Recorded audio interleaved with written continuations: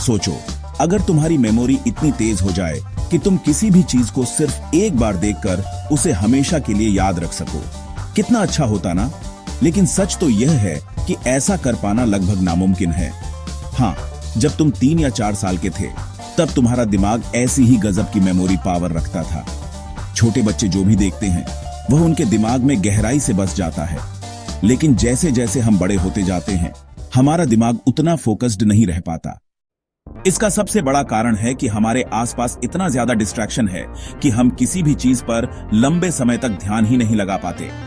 आज के दौर में सोशल मीडिया और डिजिटल कंटेंट ने हमारी अटेंशन को एक ऐसी दौड़ में डाल दिया है जहां हर चीज तुम्हें बस कुछ सेकंड के लिए अपनी तरफ आकर्षित करने के लिए बनी होती है।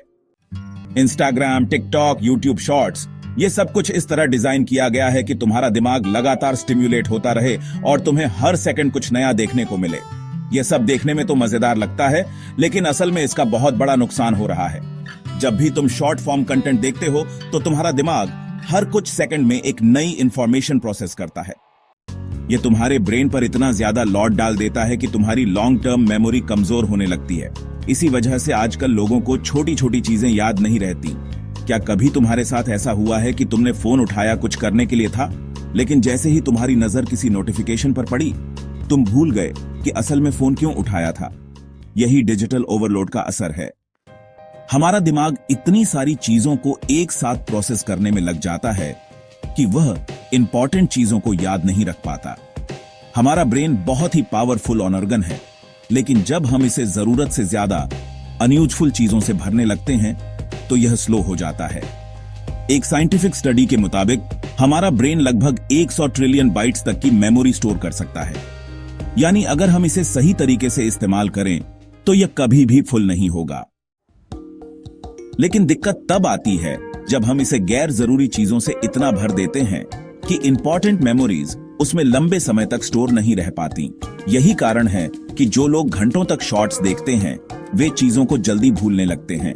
उनके दिमाग को इतना ज्यादा कंटेंट प्रोसेस करना पड़ता है कि वह यह तय ही नहीं कर पाता कि क्या जरूरी है और क्या नहीं।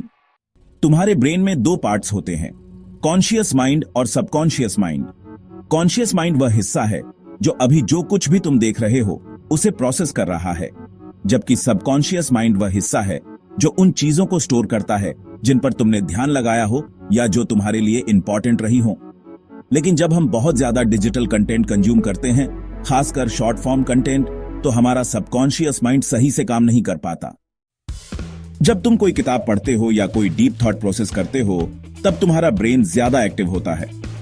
लेकिन जब तुम सिर्फ स्क्रॉलिंग करते हो तो तुम्हारा दिमाग एक पैसिव मोड में चला जाता है, जहां वह सिर्फ इंफॉर्मेशन को प्रोसेस कर रहा होता है लेकिन उसे गहराई से समझ नहीं रहा होता। यही वजह है कि लॉन्ग फॉर्म कंटेंट जैसे कि डिटेल्ड वीडियो, बुक्स और गहरी बातचीत तुम्हारी मेमोरी और आईक्यू को बढ़ाने में मदद करते हैं। आईक्यू यानी इंटेलिजेंस कोशेंट को बढ़ाने के लिए सबसे जरूरी है कि तुम अपने ब्रेन को सही तरीके से इस्तेमाल करो। किसी भी चीज को सिर्फ रट लेने से वह लंबे समय तक याद नहीं रहती। जो लोग सिर्फ याद करने पर फोकस करते हैं उनकी रीजनिंग एबिलिटी ज्यादा विकसित नहीं हो पाती। लेकिन जो लोग सवाल करते हैं, चीजों के पीछे का लॉजिक समझते हैं, उनकी सोचने और याद रखने की क्षमता बेहतर होती है। अगर तुमने कभी ध्यान दिया हो तो यह पाओगे कि दुनिया के सबसे इंटेलिजेंट लोग हमेशा सवाल पूछते हैं। वे सिर्फ चीजों को याद नहीं रखते बल्कि यह भी समझते हैं कि वे चीजें वैसी क्यों हैं जैसी वे हैं। अपने आईक्यू को बढ़ाने का एक बेहतरीन तरीका है स्ट्रेटेजिक गेम्स खेलना, जैसे कि चेस। जब तुम चेस खेलते हो तो तुम्हारा दिमाग हर मूव के बारे में गहराई से सोचता है। यह तुम्हारी लॉजिकल थिंकिंग को डेवलप करता है और तुम्हारी प्रॉब्लम सॉल्विंग स्किल को बेहतर बनाता है। अगर तुम हार्ड अपोनेंट्स के साथ खेलोगे तो तुम्हें अपने दिमाग का पूरा इस्तेमाल करना पड़ेगा, जिससे तुम्हारी मेंटल कैपेसिटी बढ़ेगी। इसके अलावा फिजिकल एक्सरसाइज भी तुम्हारी मेंटल हेल्थ और आईक्यू को बूस्ट कर सकती है। यह सुनने में थोड़ा अजीब लग सकता है, लेकिन फिजिकल एक्टिविटी करने से तुम्हारा ब्रेन ज्यादा एक्टिव और अलर्ट रहता है। जब तुम रनिंग, वेटलिफ्टिंग या कोई और हाई इंटेंसिटी वर्कआउट करते हो तो तुम्हारा पेन टॉलरेंस बढ़ता है और तुम्हारी मेंटल टफनेस डेवलप होती है। यही वजह है कि जो लोग रेगुलर एक्सरसाइज करते हैं उनका आईक्यू एवरेज लोगों से ज्यादा होता है। नींद भी एक बहुत बड़ा फैक्टर है जो तुम्हारी मेमोरी और ब्रेन पावर को प्रभावित करता है। जब तुम सोते हो तब तुम्हारा ब्रेन पूरे दिन की इंफॉर्मेशन को ऑर्गेनाइज करता है। अगर तुम्हें सही से नींद नहीं मिलती तो तुम्हारी मेमोरी धीरे धीरे कमजोर होने लगती है। आइंस्टाइन रोज 9 से 10 घंटे सोते थे ताकि उनका ब्रेन ऑप्टिमम परफॉर्म कर सके।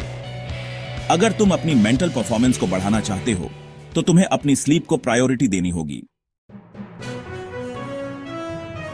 रिवीजन भी एक बहुत जरूरी चीज है जिससे तुम अपनी मेमोरी को मजबूत बना सकते हो। जब तुम कोई नई चीज सीखते हो तो वह तुम्हारे ब्रेन की सबसे ऊपर की लेयर में स्टोर होती है, लेकिन अगर तुम उसे बार बार रिवाइज नहीं करोगे तो वह लेयर धीरे धीरे नीचे चली जाएगी और तुम उसे भूल जाओगे। इसलिए किसी भी टॉपिक को सीखने के बाद उसे दोबारा रिवाइज करना बहुत जरूरी होता है। अब सवाल आता है कि इस सब का प्रैक्टिकल एप्लीकेशन कैसे करें। सबसे पहले तो तुम्हें अपने डिजिटल कंजम्पशन को कंट्रोल में रखना होगा।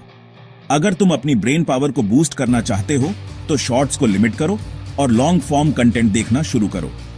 फिजिकल एक्सरसाइज को अपनी डेली रूटीन का हिस्सा बनाओ। हर दिन कम से कम 7 से 9 घंटे की स्लीप लो ताकि तुम्हारा ब्रेन प्रॉपर्ली रिकवर कर सके। जब भी कोई नया टॉपिक सीखो उसे बार बार रिवाइज करो ताकि वह परमानेंटली स्टोर हो जाए। अगर तुमने इस वीडियो के बाकी सारे पॉइंट्स भी भूल गए तो भी सिर्फ एक चीज याद रखना, शॉर्ट्स तुम्हारे ब्रेन के लिए हानिकारक हैं।